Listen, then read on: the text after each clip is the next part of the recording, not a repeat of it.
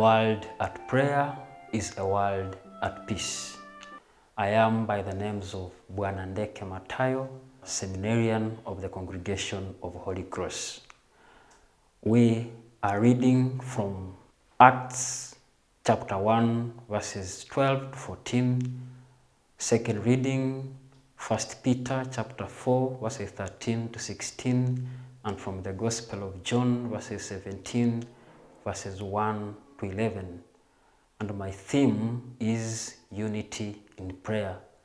This is reflected in the first reading, where we hear the apostles gathering together in the upper room to pray together so that they may remain united.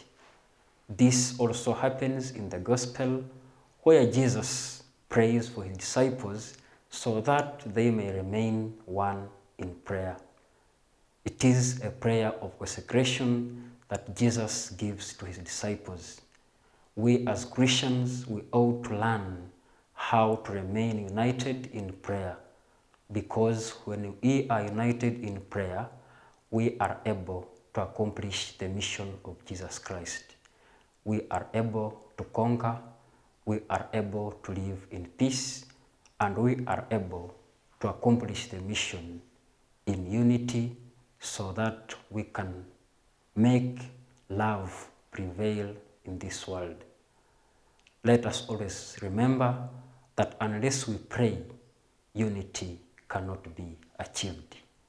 Unity is the way to go, and with prayer, unity is always in abundance.